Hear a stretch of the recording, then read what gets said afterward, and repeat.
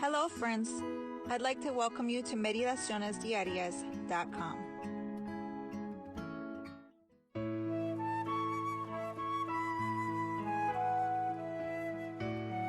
Welcome everyone to our devotional for October 14, 2022. Let's read today's devotional titled At the Foot of the Cross. My name is Xiomara Perdomo from Queens, New York, and today we're going to be reading in Isaiah chapter 53 verses 4 and 5. Surely he has borne our griefs and carried our sorrows, yet we esteem him stricken, smitten by God, and afflicted. But he was wounded for our transgressions, he was bruised for our iniquities. The chastisement for our peace was upon him, and by his stripes we are healed. Amen. What happens when, at least for a few moments, we visit Golgotha in our imagination and contemplate Jesus giving up his life for us? According to Ellen G. White, at least two things happen every time we stop at the foot of the cross. 1. We understand something about the depth of God's love. The other, we have a glimpse of how horrible sin is. Our Father Cares readings for March 9. This reality was illustrated well by an experienced pastor, J.R. Spangler, told us in his devotional book, God in First Place. He said that during an evangelistic campaign, a lady wanted to give her heart to Christ, but she had problems with liquor. When it looked like she was winning, she would fall again.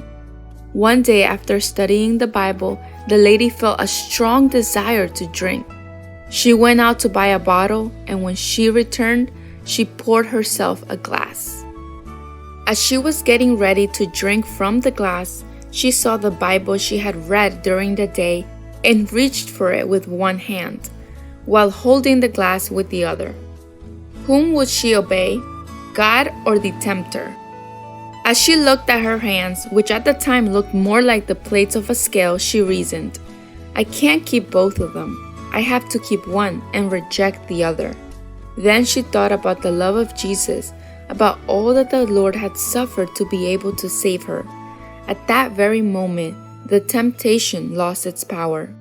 From then on, wrote Pastor Spangler, this lady never again rejected Christ because of drinking. This is exactly what happens when we kneel at the foot of the cross. Not only do we perceive how horrible sin is, but we also understand some of the greatness, height, width, and depth of God's love for us, His children. It would be well for us to spend a thoughtful hour each day in contemplation of the life of Christ. We should take it point by point and let the imagination grasp each scene, especially the closing ones. If we would be saved at last, we must learn the lesson of penitence and humiliation at the foot of the cross. The Desire of Ages, chapter 8, page 83. When was the last time you were at the foot of the cross?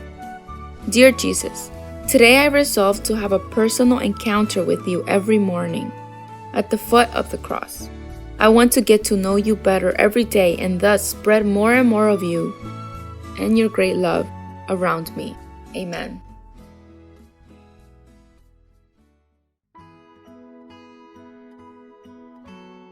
I just want to thank you all for visiting us each day here at Meditacionesdiarias.com.